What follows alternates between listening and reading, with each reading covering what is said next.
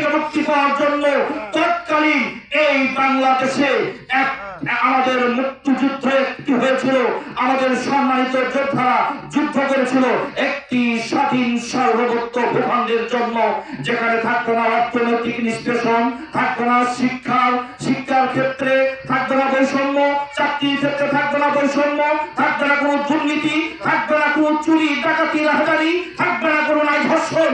এমন একটি ওয়াদা দিয়ে যখন দুটি দেশকে আলাদা করা হয়েছিল, সম্মানিত বক্তৃতা আপনারা সাক্ষী, মুরব্বীরা সাক্ষী, আপনাদেরকে সাক্ষী নিয়ে বলতে চাই, বলেন তো 1971 সালে যারা আপনাদের কথা দিয়েছিল, যারা ধর্মের ভিত্তিতে এই দেশকে স্বাধীনতা এনে দিয়েছিল, যাদের মাধ্যমে যারা আপনাদেরকে স্বপ্ন দেখিয়েছিল, তারা কি এর দেশ থেকে দুর্নীতি মুক্ত করতে পেরেছিল? তারা কি এর দেশ থেকে ধর্ষণ মুক্ত করতে পেরেছিল? তারা কি বৈষম্য দূর করতে পেরেছিল? তারা কি আমাদের শিক্ষা দীক্ষায় তারা তারা কি উন্নত করতে পেরেছিল? পারে নাই।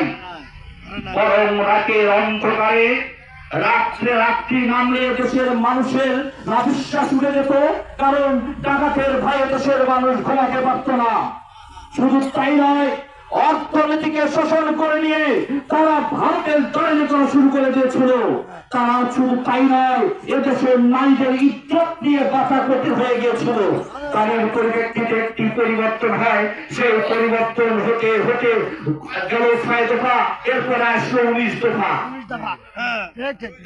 19 দফা এসে বলেছিল আমি ভাতের অধিকার দেবো, আমি উন্নত করবো, কিন্তু 19 দফা খাল কেটে এমন কুমির আনলো যে বাংলাদেশের জনগণের ভাগ্যের উন্নয়ন হয় নাই। হয়েছে হলো বেগমবাড়ার উন্নয়ন, হয়েছে হলো ভবনের উন্নয়ন, হয়েছে হচ্ছে লন্ডনের উন্নয়ন, কিন্তু বাংলাদেশের উন্নয়ন হয় না। আমার 1971 সালে এই বাংলাদেশকে মুক্তি করার জন্য সেই সময় রাউল পিন্ডির গোলামি করবে না বলেই 71 সালে স্বাধীন করা হয়েছিল। তারই ধারাবাহিকতায় 71 সালে স্বাধীনতার পরে যখন দেখতে পেলাম, আমাদের লোকজন যখন দেখতে পেল আমরা পিন্ডির গোলামির থেকে আমরা মুক্ত হয়েছি, কিন্তু দিল্লির গোলামির জীবন আমাদের কাঁধে লাগিয়ে দেওয়া হয়েছে। ভাইয়েরা আমার, দীর্ঘ 54 বছরের এই দিল্লির শোষণ, শাড়ি কিনলে ভারতের শাড়ি, গাড়ি কিনলে ভারতের গাড়ি, কেস কিনলে ভারতের কেস, শাড়ি কিনলে ভারতের শাড়ি, চাউল কিনলে ভারতের চাউল, ডাউল কিনলে ভারতের ডাউল, তেল কিনলে ভারতের ডাউল। তার 54 বছরের স্বাধীনতা আমরা কি পেলাম? আমরা শিক্ষার ক্ষেত্রে